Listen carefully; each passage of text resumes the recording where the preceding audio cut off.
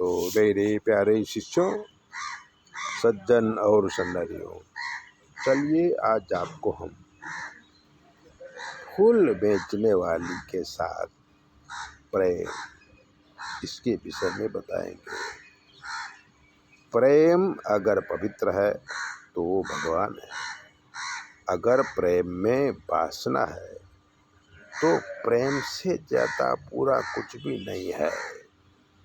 मीरा राधा का प्रेम अमर है, उसमें वासना नहीं, त्याग और समर्पण है। शुक्र जब दूषित होता है तो शरीर में वासना बढ़ती है और व्यक्ति गलत तरीके से प्रेम करता है। बहुत पुरानी बात है। संस्कृत पाठशाला और मंदिर साथ में थे। मंदिर के बाहर एक छोटी सी फूल की दुकान थी।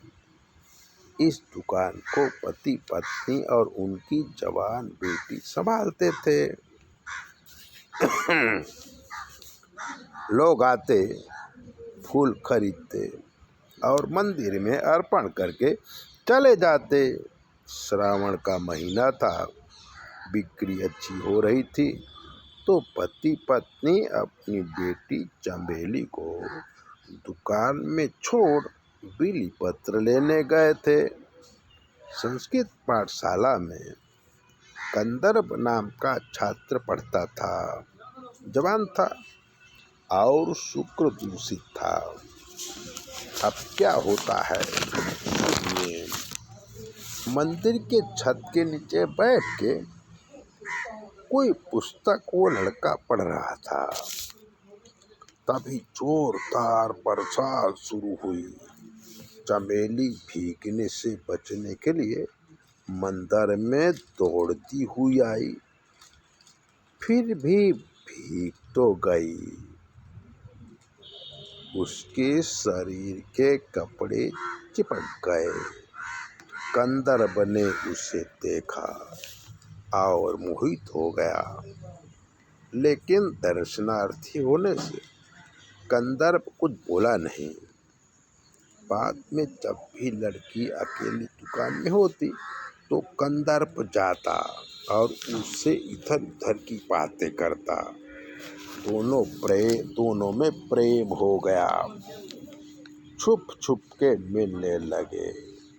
चमेली गर्भवती हो गई तो उसके माता पिता ने कंदर्प के साथ अपनी बेटी की शादी कर दी। अब कंदर्प चमेली के घर में ही रहने लगा।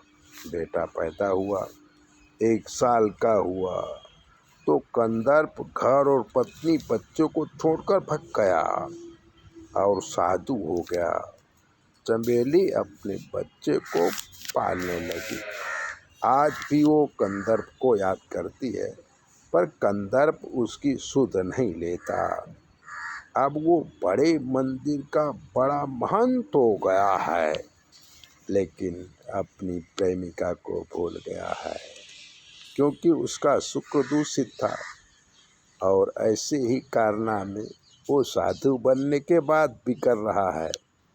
ऐसे ही चैनल को सब्सक्राइबर करो, लाइक करो, और अगर आपके जीवन में कोई दुख है तो 9825200108 पर फ़ोन कर लीजिए।